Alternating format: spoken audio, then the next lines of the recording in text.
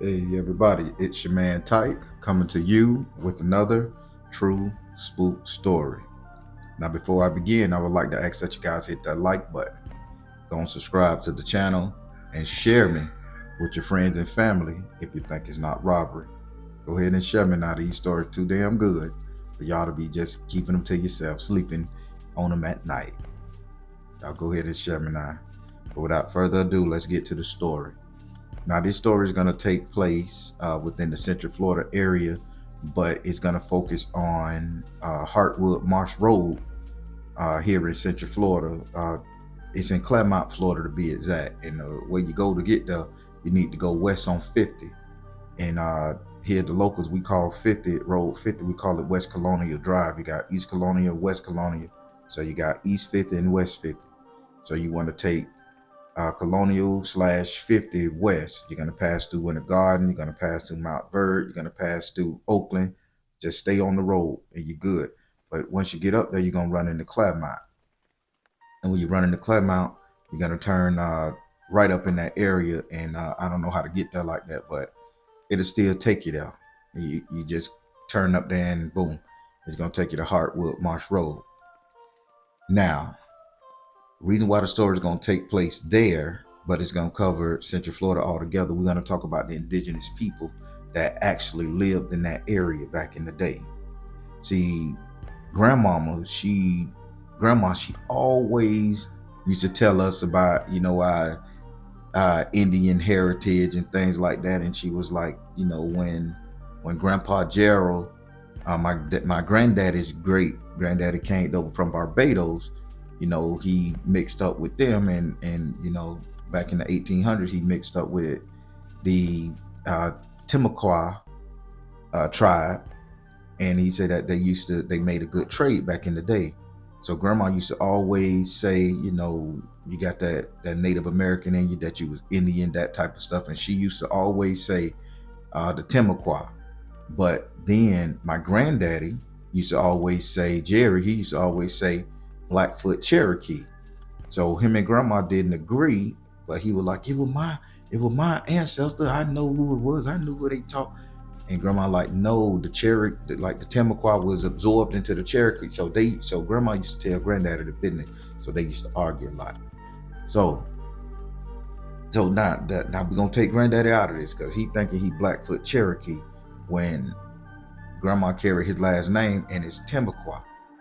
So in both sides of my family being from Barbados and coming over here back in the day, they absorbed in that thing. So that's what we got to claim here.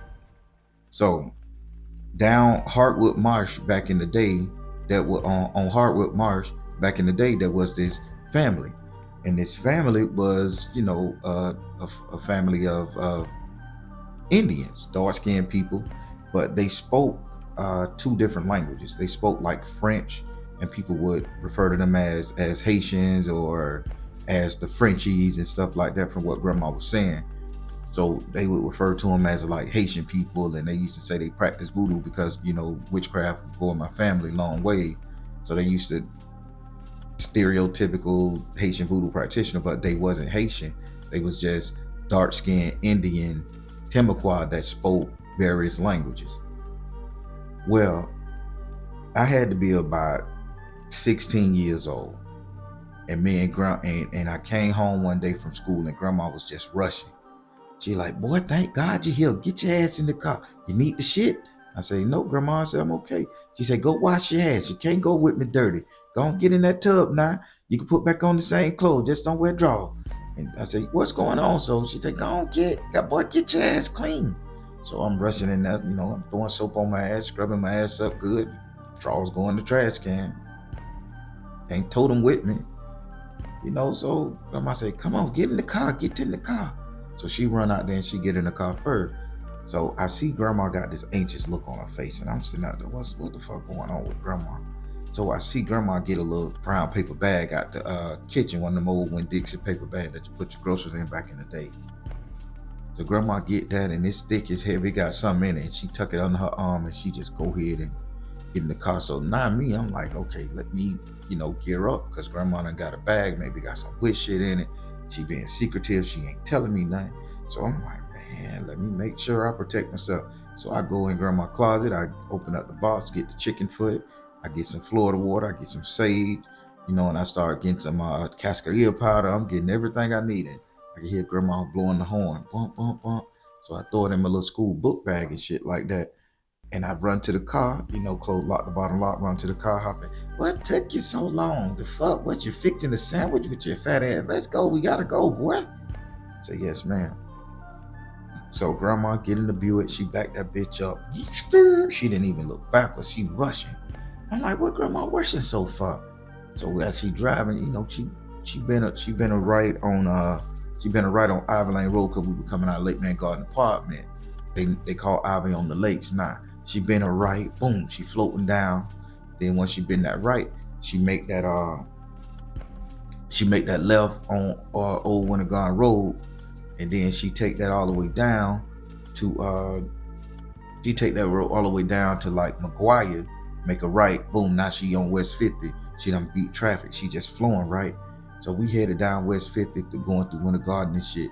So after about 5 minutes of us driving, and no, about 20 minutes of drive, hey, grandma, I said, grandma, what's going on? You look worried, you stressed. What's going on, lady? And she like, I'm late. I ain't make no damn payment. I'm late. I gotta get here. And I say, okay, grandma, okay, we getting out. So now, people, this is about 7 day at night. It's about 7 o'clock, 6:30, 7 o'clock at night. The sun going down. Grandma got the high beams on because she rushing. So now she going now. So now me and grandmama turn on Heartwood Marsh Road. And while me and grandma turn on Heartwood Marsh Road, see, back in the day on Heartwood Marsh Road, it was just a 2-lane highway, and it was the marsh on each side before they built the houses back in the day. And because it was a new development, you can like literally go down that bit, toss a gun in the lake, toss, dump whatever, and it would like literally go in the marsh and sink whatever. So grandmama, as she turned on Heartwood Marsh Road, and it was a long ass road too, people, to get to the end of the bitch, because when you go down, it ended into a bigger swamp marsh before they drained it. So grandma was going down there, and so she rolled down her driver's side window. In the bag she had in her hand, she just started digging, reaching in again, handful of dirt, sand, sage, and every other plant-based herb she could do, and she just was throwing that in the water, sort of like charming the water for fish, or basically making a barrier of protection from what she was trying to tell me, and I ain't understand at the time. So she throwing it in the water as she going down, and every so often she'll reach her hand in the bag and throw it in the water, and you can hear it. You can see it fly in the wind, and you can see it laying on top of the water and shit. And it left a little streak, and the streak kind of like a grayish, because it wasn't no light, but the moonlight was shining down on it, so you could see it on the marsh. I don't know how to explain it. You would just have to be there. So I'm looking at grandma, and I'm like, what the fuck she doing? So I'm being curious. I'm being nosy. I'm like, damn, grandma, what you got going on, lady? So then grandma, so out of nowhere, halfway down the road, grandma hit the brake. Skirt. She stopped the car, put that bitch in park. Grandma jump out, and she go to the edge of the marsh, because it was a white picket fence, like going down that bit. She goes to the edge of the marsh, and she dumps all of the remaining stuff she had out of the bag, make a pile. Then she made a hole in the middle of it, and she reached her hand in the water in the marsh, and she just started putting it in the center of the hole, the dirt, the stuff that she had made together. If you pay attention to this story, people, I'm teaching y'all something now. Y'all need to know I'm teaching you something. She made a pool of water, and she just started mixing up the dirt, the flowers, the herbs. She started mixing it up, and she made it into a thick little mud, like a Play-Doh or something like that. And I see grandma, molded with her hand, and she made 3 individuals. She made one with broad shoulders, she made one with thin shoulders, and she made like a little baby one. Y'all keep this in mind. This shit is getting intense now. So she made 3 of them. So she said, come on, boy, get out the car. She said, pick them up, grab them. So we ain't had nothing but like a box in it. She had an old shoe box in the back. So I ripped the top of the shoe box over, and I just scooped them up. And while I scooped them up, she like, okay, we good now, we good. We got something to fight with. And I'm like, what is she talking about? So cool. So now grandma go down there and she goes down there and grandma reaching to the, so now she get back in the car, we float on back down there. So now we go almost to the end of the Marsh Road, and it was a little like orange house, but it was an old school house. House had to be built in 1955, some shit like that. It was an old school house just sitting there, just one or two houses on the road all together. So grandma go there and she pull up in the driveway and she leave the car running and she hop out. So when she hop out, she go over there and she knock on the door real hard, and she had this the manila envelope under her arm. So when grandma knocked on the door, she stepped back like 7 times from the porch, and she put her hands in her pocket, like the old cowboy gunslingers used to stand up, like like they gonna draw. But she stood wide-legged and put her hands in her pocket. My grandma was a sassy, jazzy old lady. She handled her business. I love her. Aries. And she just had it like that. And so when the dude came to the door, people, I swear, he could have been every bit of jet black. He looked like he was a Haitian man with the nice skin and the fat face and the fat nose. He just looked like a regal man. But he came and he started speaking French to my grandmama. And my grandma said, "Don't try to sweet talk me with that shit. Bitch, speak English." So then he was like, "Oh, gun you, haha, you late. You almost late. And she said, "Bitch, I got here before 8 o'clock, so you don't get to talk to me. Here, take this." So he said, "Bring it to me." Grandma said, "I ain't going on that motherfucking porch. Bitch, you step out your door and you walk to the edge of the porch. I ain't going back up to that door." So he just started laughing. "You smart, ha ha ha." So he walked to the edge of the porch, and grandmama, like, I ain't never seen grandma like in fear, but she extended her hand long ways to him, right? And she handed him the bag, the manila envelope, long way. And she looked at him, and he shook it, put it to his head and his ear, listened to it. And she said, "We good on this payment?" And he said, "Yeah, well, I'll see you next time. Yeah, I'll see you next time." And he started laughing. And after he started laughing, he just, from what I remember, he started laughing and he turned around. And as he was walking in the house, grandma didn't turn her back to him. She just stayed there the whole time, looking at him walk in the house. And grandma was still in that ready to fight, ready to draw stance. Maybe she had a pistol with her. I don't know. More than likely. So grandma sat up there, and then so as he opened up the door and he went in the house, grandma was just about to turn around and walk and get in the car, but he stepped back without his house and he said, "Oh, and one more thing." So grandmama immediately say, "Boy, get out the car, bring the little one." So I instantly knew what she was talking about. So I jumped out the car, and on the shoebox I grabbed the little clay mold that she had made, and I bring it up there to her, and I put it in her hand. She say, "Bitch, what you want?" And she look at him, stand him down, and she had the hand of the clay doll that she had forged in the ground right then and there with the marsh swamp water. And she, "Bitch, what you want now?" And he was like, "What's that?" She say, "Remember the last time I was here and you tricked me, motherfucker?" She say, "Y'all went in your house?" She say, "I went in your daughter's room, I went in your room, and I went in your bathroom, and I got some of all y'all motherfuckers. I pay my fare. Because it's what my family owe you." She say, "But you ain't finna hold me prisoner, bitch. I got you prisoner now." And the dude just started laughing. "Oh, you don't know what you doing. You that type of magic you don't know. Ain't nobody ever teach you that type of magic. Ha ha ha." And she said, "Bitch, what you want?" And he was like, "Well, I was thinking about increasing the payment. Times getting hard, the daughter growing up." And grandma said, "Bitch, I thought you would do some shit like that." So grandma said, "Keep talking and I'll break your daughter's arm." Bro, people, if I'm lying, I'm flying, and I ain't got no damn wings. He said, "You don't know what you're talking about. You don't know that type of magic." And grandma grabbed the motherfucking little doll thing in the sand, molded clay doll thing. It ain't even dry. And she just like bent the arm of the clay doll, and it had made it crooked. And all of a sudden, we heard a yell come out the house. "Ow! Ah!" So the Haitian dude run back in the house. What if the Indian dude who spoke French? run back in the house, and he like, I got you. The fuck you do?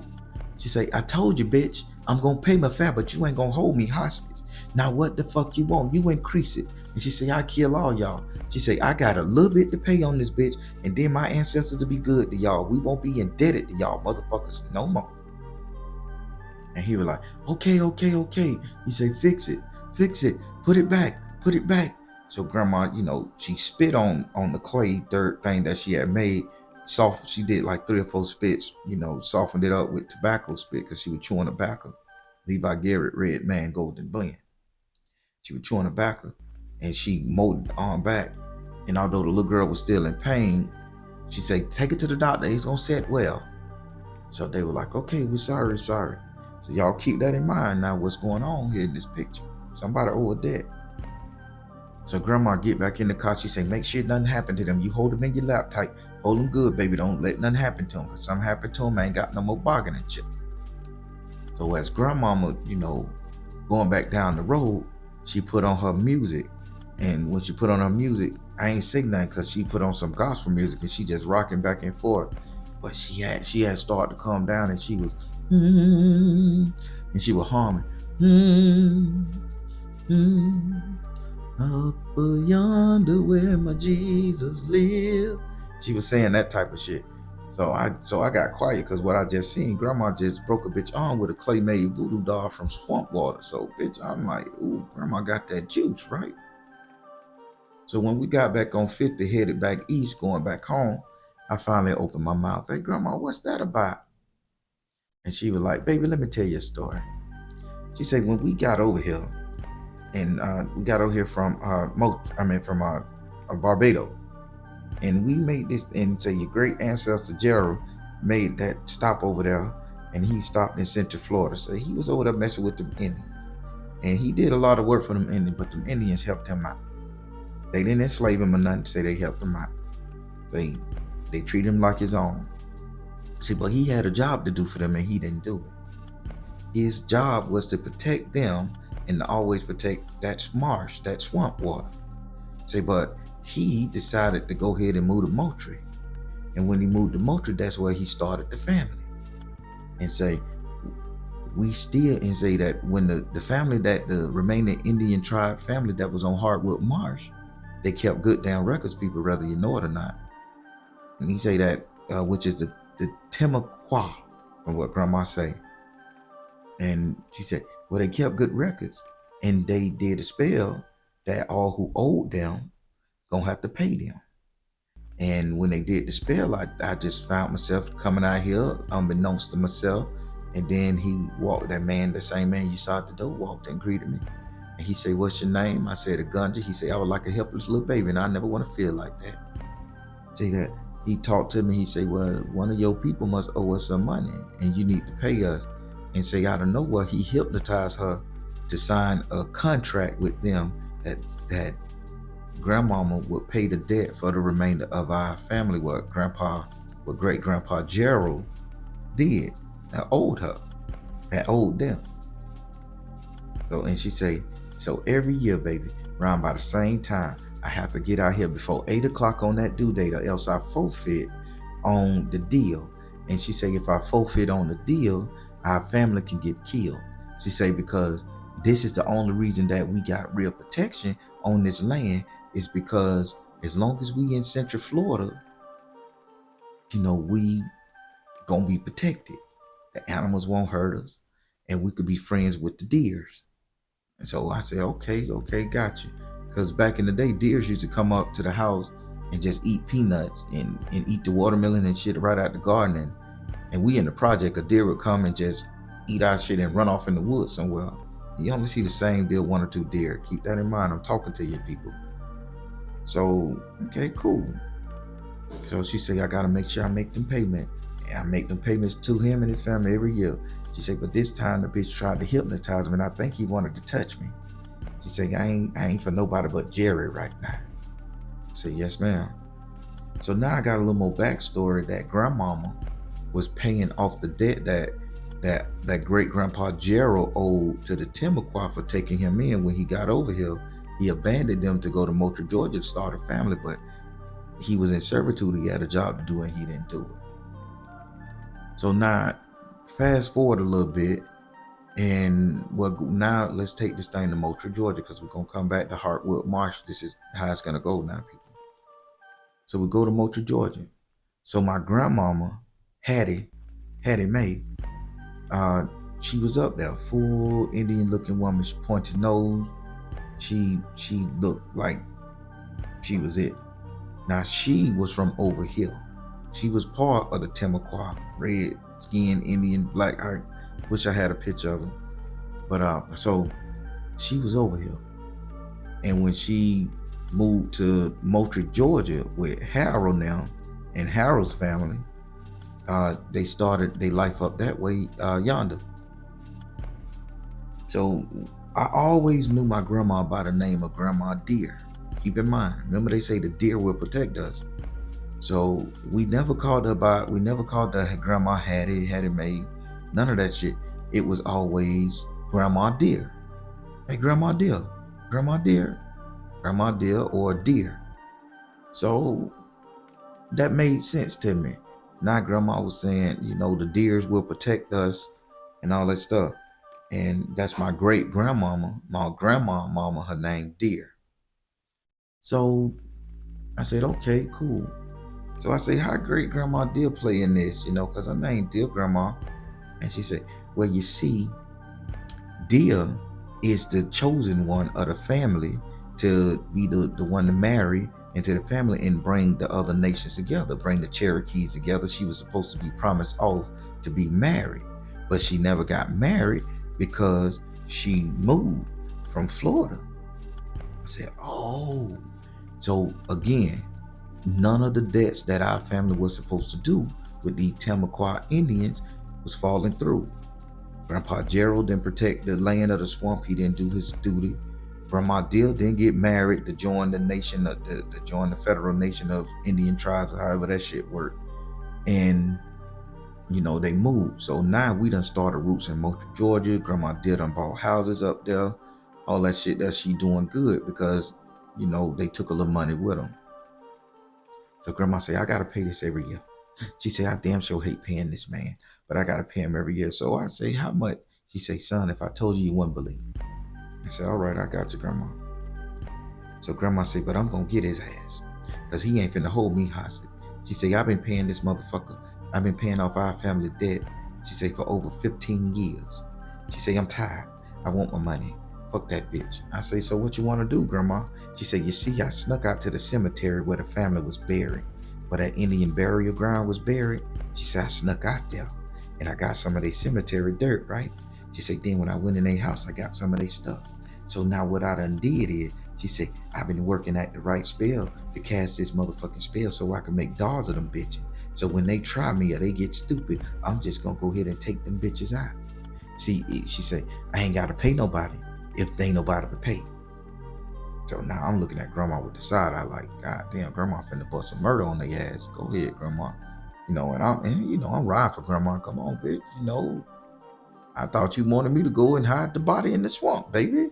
You talking about spiritually fucking them up with dolls. I can rock with that, with dirt dolls at that. So Grandma was proud of that. So Grandma took the dolls and she put them in her closet and she put a black handkerchief around them, never to see the light of day until she needed them. So the next year come around, I know to be there at the right time. I get there like 5 o'clock in the afternoon. Grandma rushing again. Let's go, Pam. You can tell her reluctant to go. So now this is the second time I done went out there. Now I'm like 17. I get out the car with Grandma because I got a little more muscle. I done lost a little weight. I'm gonna defend in case somebody run out, whatever.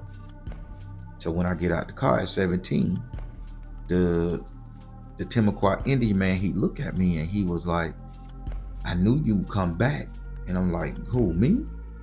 And she said, don't talk to him. He ain't got nothing to do with this. That's my grandbaby. He ain't got nothing to do with this. He meant for something else.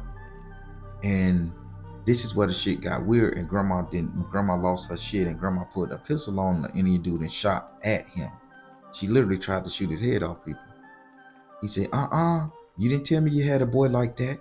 You didn't tell me you had a boy like that. I want him. And Grandma said, leave my baby out of this.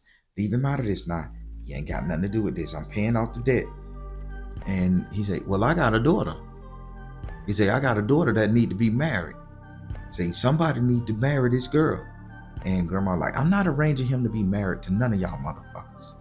Y'all just go about your business. Here go the money. Bitch, are we square for the year? So the Timucua Indian dude who lived on Hartwood Marsh Road at the end house, he said he wasn't happy. He wanted a marriage union with somebody from our family because this was the promised thing, and great grandma Dill didn't do it. So I'm the next person in line with the spiritual energy, and he saw me up. Maybe he just fixed his eyes on me.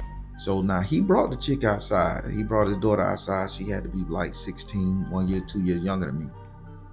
And she was pretty fly, fly chick, long natural hair. You know how the Haitian Creole people, they don't put no perms in their head for a long time. They just had that nice, beautiful, thick, natural growth hair. And so she had it like that, and she had it in the little twist thing. And she had a nice little shape to a nice little figure. And I'm 17, she about 16. So she said, he was like, well, I think they can be good together, and that'll clear all your debt if you say they can get married. The only thing you have to do is make a deal with me right now, shake on it, say they're gonna get married when they grow up, and guess what? The debt paid. Cause this'll be it. When them kids grow up, the debt paid. And grandma looked at me and she had tears in her eyes. She like, mm-mm. She said, I can't give you up to this life, baby. I can't give you to me. And I'm like, I don't understand, grandma. I say, I ain't gonna marry that woman. I say, just make the deal. I said, it ain't gonna matter what. She said, that's what happened with your uncle them and your granny. She said, no, I can't do it. She said, no, I ain't gonna do that nut deal. I just keep on paying. So the dude, he like got real mad, and I promise people, this man grew like to the size of a gorilla in my eyes. His aura got so big. And he stumped his foot on the ground, and when he stumped his foot in the ground, his daughter ran back in the house and closed the door behind him. And he swole to some big little thing.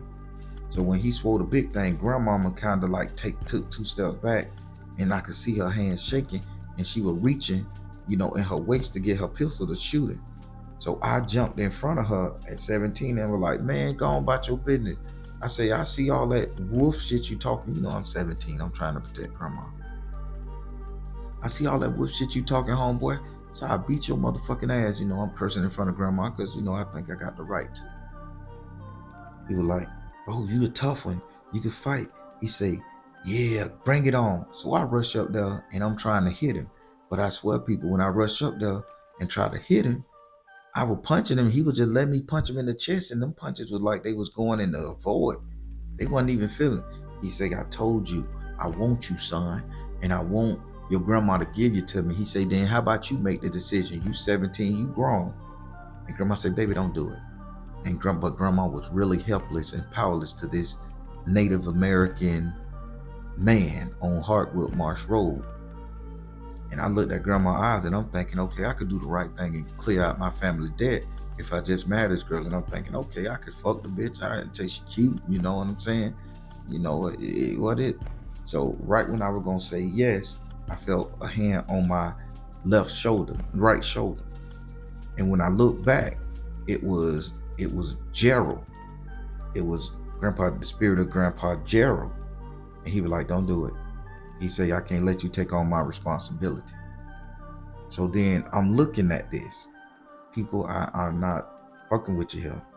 I'm looking at Grandpa Gerald, his spirit jump in front of me, and Grandpa Gerald punches the dude with like an apparition, punches the dude and knock the gorilla bigness off the motherfucking dude.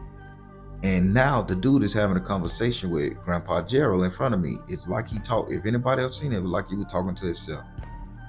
So I said, fuck. And he was like, you abandoned us, and I got the record in there. And they say, you got the record? Yeah, I got the record. And he's like, well, you say, well, guns, you paying it. So you keep the boy out of it. And this is when I seen a full-fledged apparition of Grandpa Gerald talking to this person. He talking back, and I'm seeing the little the translucent shit talking. So I'm seeing it. Grandma was sitting out there like, So I got back behind grandmama because she weighed me over. And she said, let them handle that. So as me and grandma backed up, because grandma never turned her back to him, we got in the car. And grandma said, come on, baby, it's over. We gone. So grandma's bent out the van parking lot, and she driving down that long singular road. And as she get halfway down the road, she end up stopping again, similar to the spot where she got the clay dirt from and water and shit. And she stopped and she went to the marsh, and she kept spitting in it. She kept spitting her tobacco in the marsh. She was cursing that marsh. I hate this motherfucking marsh. I hate this water. Ain't no good gonna come to this motherfucking land. And grandma was spitting in that bitch and cursing that water like it wasn't shit. She was just so frustrated. So she got back in the car and she drove off. And she was like, next year when we come here, that bitch won't be there. That house will be gone. I promise you that. Grandma stopped halfway through it and she just started spitting in the water again. Every year she was spitting that water.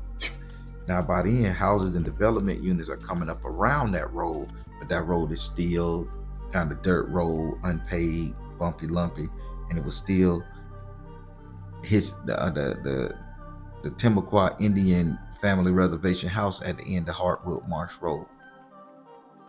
So grandma spit in there, she cursed it, then she gone back down and she got on a little manila envelope. And this time when they come to the door, the woman come to the door.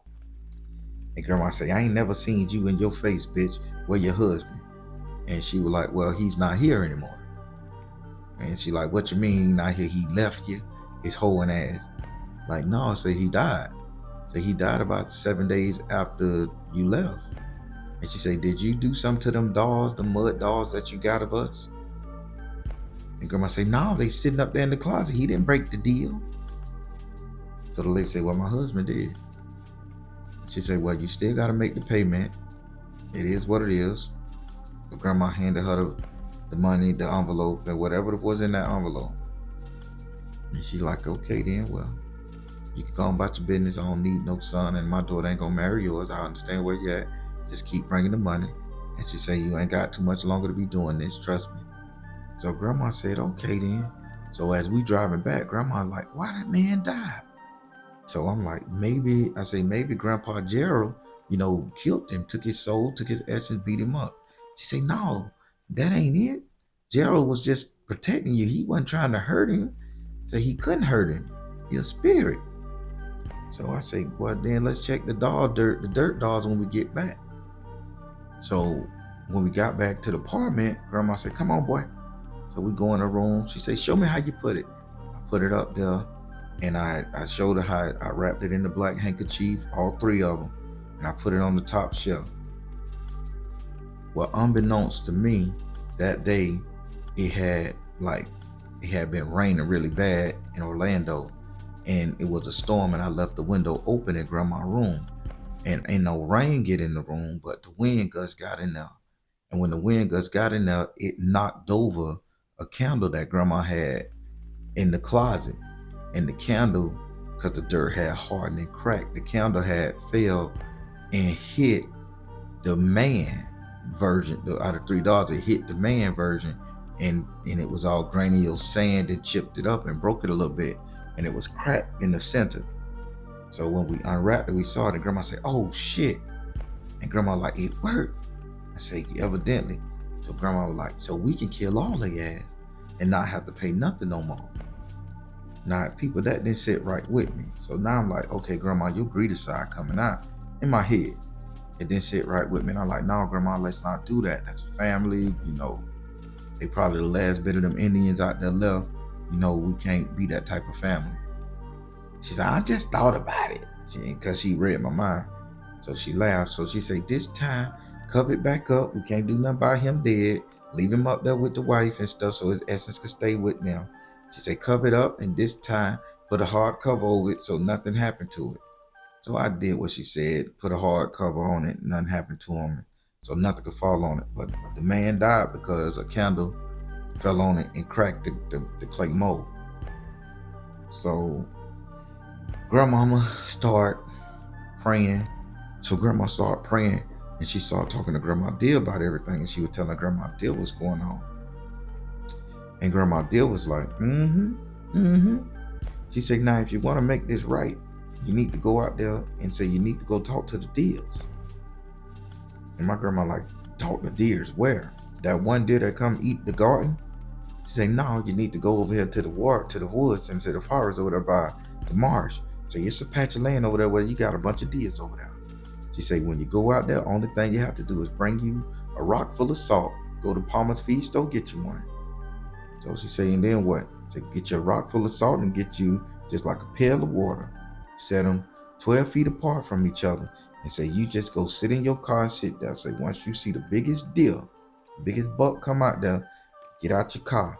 You let him lick on that salt for a little bit till he gets satisfied. Till he acknowledges. Say he gonna look at you 2 or 3 times while he licking on it.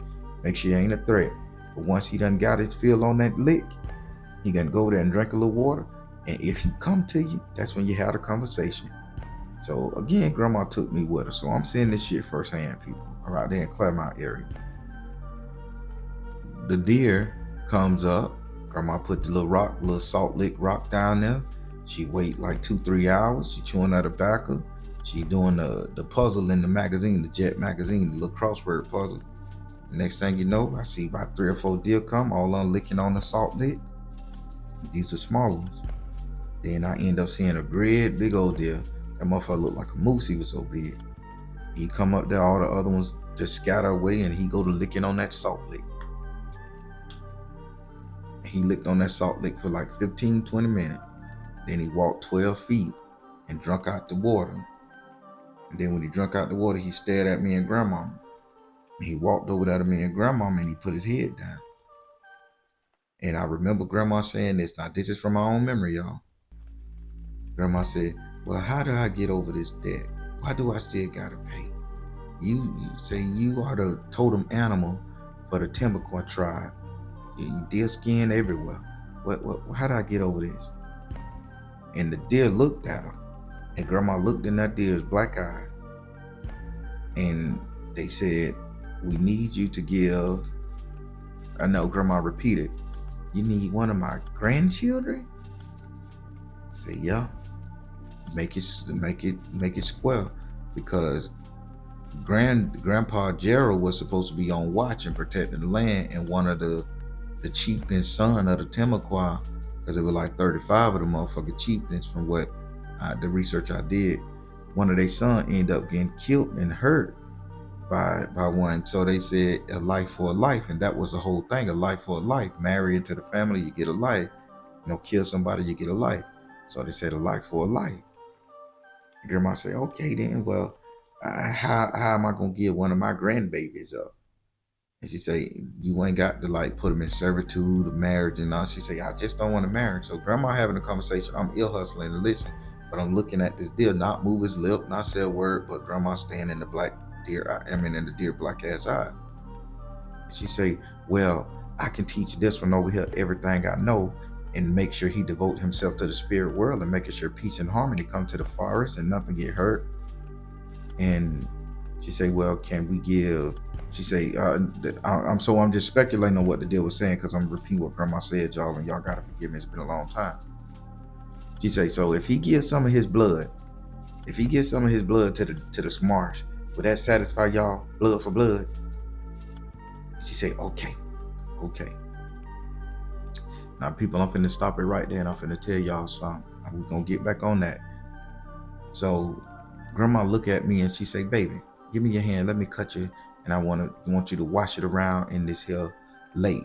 I want you to wash around in this little swamp water. Say, I just need you to stir it around. Say, ain't no alligator gonna come get you, nothing like that. But we need blood for blood. So now I'm like 17. I ain't cutting my hand. I got a girlfriend. I'm trying to rub on some titties. Fuck that, grandma. No. I'm like, grandma, I don't want to. And she's like, come on, baby, I got to do it. She said, this gonna pay our debt off. And that's when me and grandma bucked with each other. I said, no, I ain't paying off our debt. I'm paying off your debt, because you making that payment. They don't know about me. And she was like, so you ain't gonna do it, nigga? I say, no. So then grandmama went and got, and it is what it is, people. I can't tell y'all the good stories or the good shit about grandma. In fact, I can't tell you the bad shit about grandma. It is what it is. So grandma went and got my cousin Jermaine, the one I don't fuck with. Nobody fuck with. He's a very ruthless person, people. So grandma went and got Jermaine. So when grandma went and got Jermaine, so when grandma went and got Jermaine, she drove Jermaine out to the Hardwood Marsh Road, and it take Jermaine to tell you the story. But I'm telling you how grandma came back and talked about it. Jermaine drove out there, and grandma said, "Baby, cut your hand." And Jermaine, he was foolish. He'll do anything for $1. So grandma gave him a little bit of change, about $100 in cash. And he like, okay. So Jermaine like, fuck it, I cut my shit. So he cut his left hand, and he cut it deep. And he just wishing around in the water. And she said, "Baby, this gonna protect you from all hurt, harm, and danger too." So grandma excited. Now people, the water in Hardwood Marsh really did protect my cousin from all hurt, harm, and danger, because my cousin is a gangster boy, and he survived the old age. Like, he's still living, and he ain't got no heart, man. He ain't got no conscience, no shit.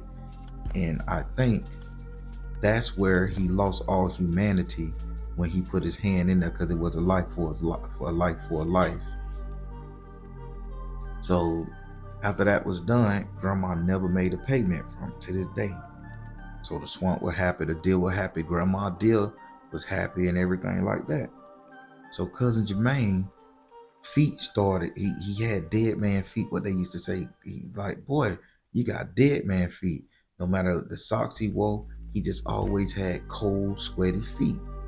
He can walk and shit, but when he take off his shoes, his feet would stank like a motherfucker.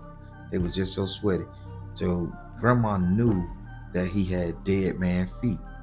So here in our family, if you say you got a dead man walking, that's him. Or you say you got dead man, you say you walking on the dead man, and that's basically what he is. So now cousin was the only person in the family who could get in that water, or who can touch that water with their feet, or soak their feet in the water, or let alone, walk in the wet marshy shit.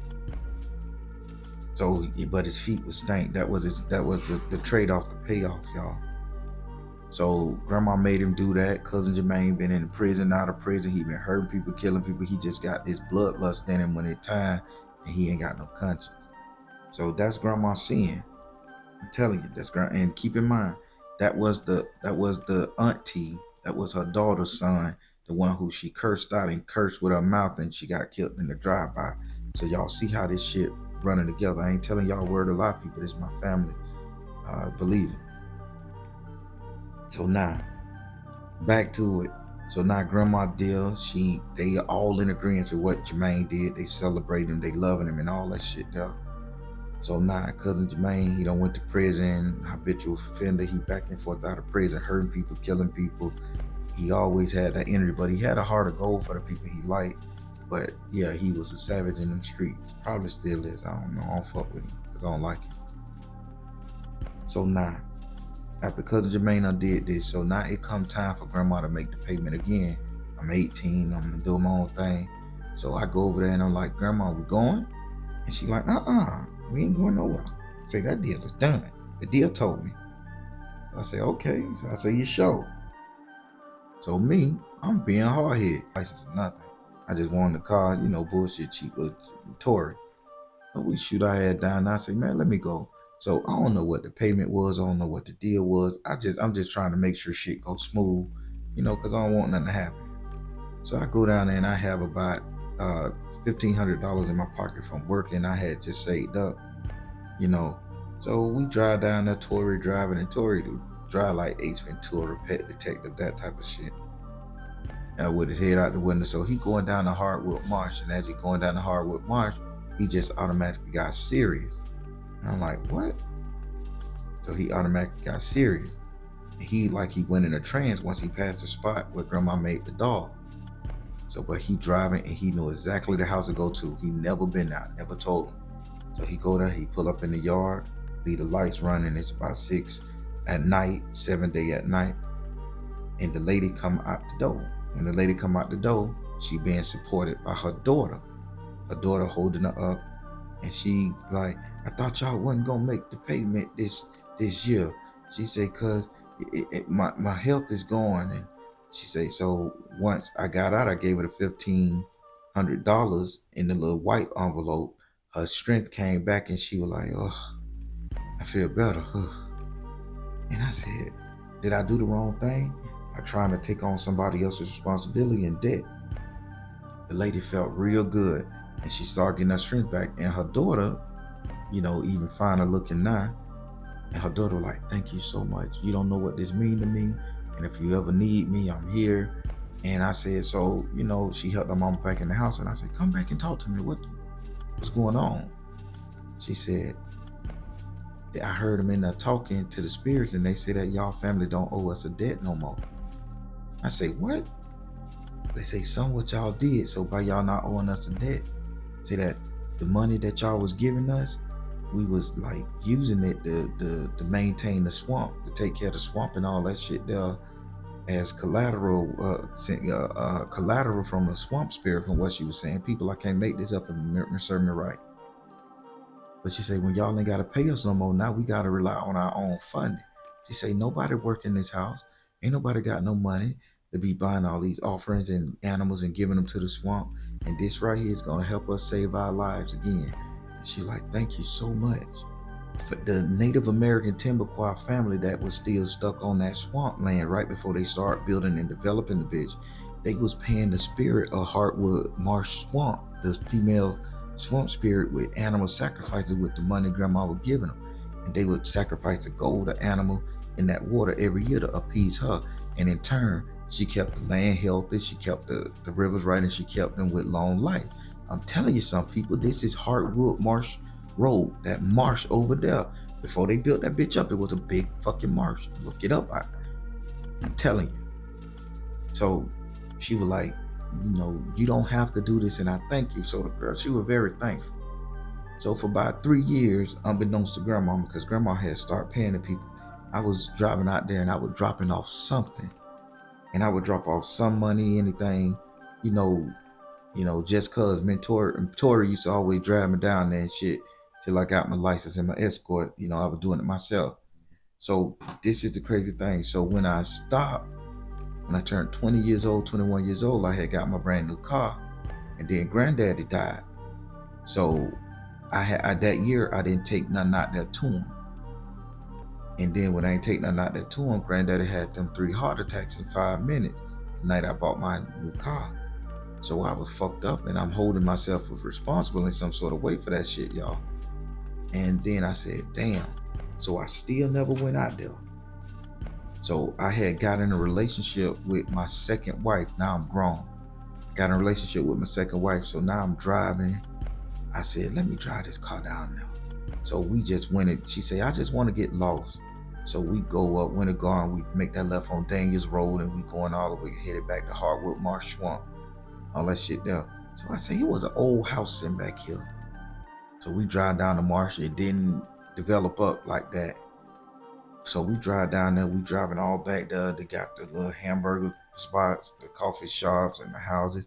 But then we got to the road where grandma got the water and dumped the ashes and the dirt and the cement and made the dolls from. And it was still just like a 2-lane highway with a white picket fence on one side. And if you drive all the way down, it would end into the swamp, but it just was a white picket fence that said you can't go no further, no more land. But now I think they built the bridge there. If I'm not mistaken, I haven't been down there. So I drove down there, and when I drove down there, Rebecca was like, this place feels so eerie. And she said, why I feel like you brought me here before. I say, I don't know. I say, I don't remember no shit like that.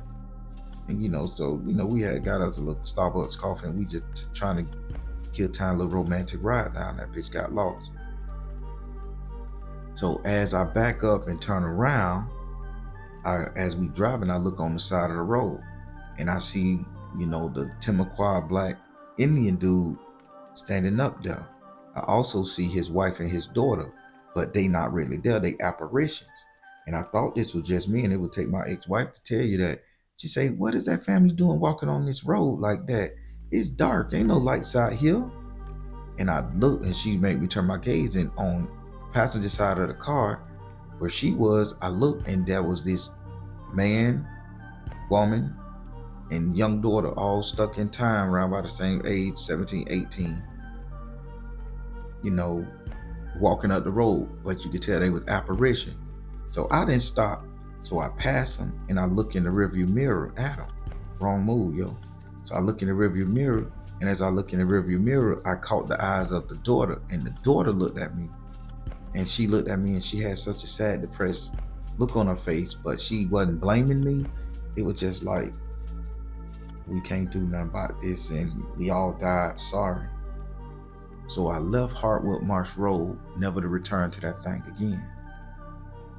So now I sit up there and I'm like, hey, y'all. I'm sitting up there and I'm talking to Rebecca, and I'm telling Rebecca all what's going on and that shit. And she took me for a joke. Your grandma was living, y'all was into that magical witchcraft, and that's what happened to people. And she put the blame on me. She's like, y'all, you killed them people. You could have kept giving them money. You had it. You rich, nigga. She was saying she just was a real spiteful woman, y'all. I said, this bitch. So now, when the family died out, that's when cousin Jermaine, really start getting ruthless in the neighborhood. He had ended up damn near unaliving, and real nigga shit, unaliving about 27 to 30 Jamaicans. Jumped out the car, poop, poop, poop. He just was that type of dude. Jump out, fuck you up, going about his business. Here in Central Florida. Nigga made the news. Y'all could look this shit up. So he just got real ruthless. It's like he didn't have nothing to live for. Now, at this point in the game, grandma done passed. My mama done passed. Grandma done passed. And I'm looking around. So every time I go to Claremont and Winter Garden, I get an eerie feeling. And then I always see these Native American type people looking at me. Like black people that's old, majestic looking. They always look at me and they real nice and they talk to me and shit. And they be like, hey, how you doing, young tyke? And I'm grown right now. I'm 45. And they still doing it. But I was told to ignore them, never speak to them, because them the souls of the people of that tribe up that way that done passed off. And they trying to lure me back in a deal to pay them money or to pay restitution to the Indian tribe from what they did, even though grandma made cousin Jermaine cut his hand and swap it in the water. So basically there was a life sacrifice to that swamp spirit, which was cousin Jermaine, and that's why he was in and out of prison. He has no control over his brain. He just do dumb shit. He can't make a life for himself. He'll do good, but then he convert back his way. But the Indian, the Timucua tribe of Hartwood Marsh Swamp Road, and in that area, surrounding area there, they want they want my family and people who made deals with them to pay them offerings. So now nobody paid them. And to this day, that tribe is no longer there. It's like the whole tribe died out when grandmama and everybody start making these restitution payments to them. And then the Seminoles absorbed the little, probably 125, 150 of them that was still left. So now they became Seminoles. And this is why, the Cherokees and the Seminole Cherokee, that's why granddaddy always say, no, we Blackfoot Cherokees, and grandma always used to argue him down. No. But the Timucua tribe don't exist no more, people. And the reason why I feel that tribe don't exist no more is due to the simple fact that, they was extorting people, like black people, Caribbean people, Haitian people, Asian people who came to Florida. They was extorting us, making us pay the spirit that they was supposed to be paying. They didn't do their fucking job, and the tribe was making surrounding people and surrounding immigrants pay the fees and the fares of what they owed, so they can fuck off or they can do something with their money or their resources. And when all that shit dried up, that's when the water spirits start taking their lives and killing their tribe. So now Hartwood Marsh built up into a great community. They done made a bridge. They done covered off the marsh. You can't even get to it by walking. Maybe you can fish. I don't know. But I'll never go to that swamp marsh and do anything in the bitch, because again, they trying to get my family to pay a debt to their ass. And I ain't trying to pay no motherfucking debt to them people, y'all. Well, that's the story to it. But I'll say something like this before I let this motherfucker in. Do you guys see how all of the immigrants are coming here to America, the blue hats and all that shit that's going on now? What if, people, what if America owes indigenous people restitution for what they did, taking their land and shit, putting them in slavery and all that shit? What if the energy of America allowing these immigrants to come into America is to put them in debt to pay the land spirit for the atrocities and the trickery and the fuckery that they did to the indigenous people of America? I want you to think about that. Because you know what? In the South, how we like to say, the spells, they don't go down with the casket. They just stay at the top surface of the dirt. Well, I'm finna let you guys go. All right, everybody, I'm tight. Telling you guys sometime the truth is stranger than fiction, but it's the truth, no doubt. Take care, God bless, and much love. We'll talk about it in a recap. Be good.